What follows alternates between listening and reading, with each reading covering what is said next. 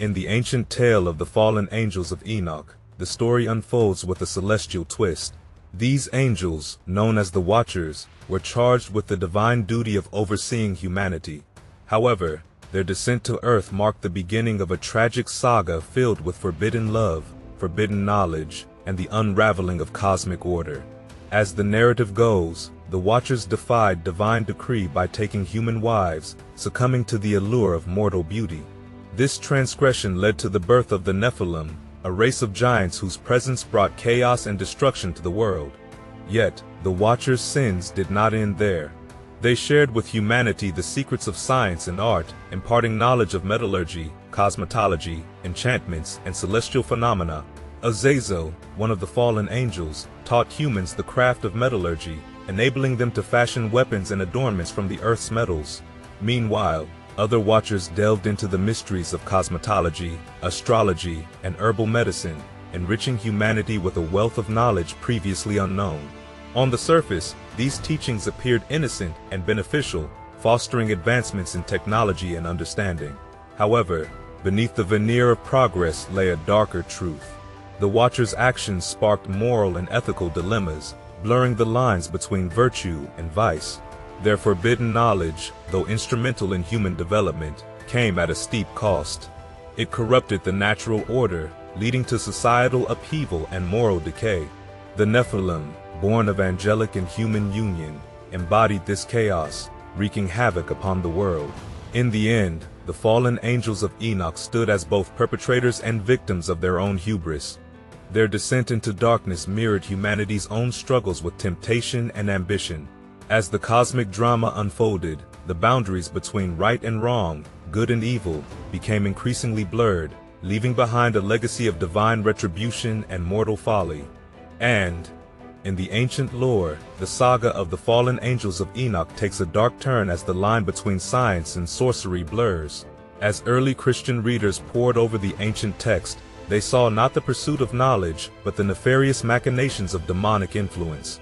To these devout believers, the teachings of the Watchers were not mere science, but witchcraft of the darkest kind.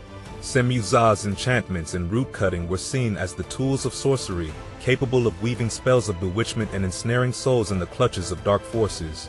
What modern readers might interpret as the benign study of astronomy and herbal medicine, the early church fathers condemned as the breeding ground for soothsayers, magicians, and practitioners of the occult. Among these ancient theologians, voices rose in condemnation of the fallen angels and their corrupting influence on humanity.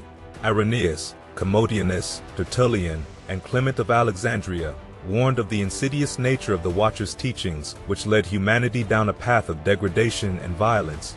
The statues erected in their honor became altars to darkness, and the knowledge they imparted became the seeds of destruction.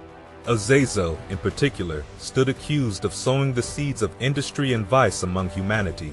His teachings on metallurgy and cosmetology, though seemingly innocent, bore the fruits of violence and moral decay. Through his guidance, humanity forged weapons of war and adorned themselves with trinkets of vanity, leading to a world consumed by greed and strife. The echoes of Azazel's influence reverberated through the generations, manifesting in figures like Lamech, whose descent into violence mirrored the bloodshed wrought by the giants born of the union between angels and humans. As the giants ravaged the earth, consuming all in their path, humanity found itself teetering on the brink of annihilation. Yet, amidst the darkness, a glimmer of hope remained. For even in the depths of despair, there were those who clung to righteousness, like Enoch, who stood as a beacon of light in a world consumed by shadows. And though the fallen angels may have wrought destruction upon the earth, their legacy served as a stark reminder of the dangers of temptation and the enduring struggle between good and evil. As the saga unfolds, the fate of the fallen angels, the Watchers, is sealed in the annals of divine justice. For their transgressions against the heavenly order, they faced a punishment both swift and severe. Denied mercy by the divine, the giants, offspring of the Watchers and mortal women, met their gruesome end. Consumed by their own lust for power, they turned on each other, their once mighty forms reduced to naught but flesh and blood. Those who remained faced the wrath of the flood, a cataclysmic deluge that swept away all traces of their existence. But the punishment of the Watchers did not end with the destruction of their progeny. God decreed that they be bound and cast into Tartarus, a dark abyss of the underworld, where they would languish until the day of final judgment. There, in the depths of despair, they would reflect on their sins and await the reckoning of their deeds. Yet, amidst the darkness, a glimmer of hope remained. For while the fallen angels faced divine retribution, the archangels stood as beacons of light in a world consumed by shadows. Unlike the Watchers, they shared their knowledge with humanity under the divine sanction of God. For the archangels, the sharing of celestial wisdom was not an act of rebellion, but a testament to their obedience to the divine will. Through their teachings, they sought to guide humanity on a path of righteousness, leading them closer to the divine and away from the darkness that threatened to consume them. In the end, the distinction between the actions of the Watchers and the archangels could not be clearer. While the former sought to sow seeds of discord and corruption, the latter offered a beacon of hope in a world shrouded in darkness.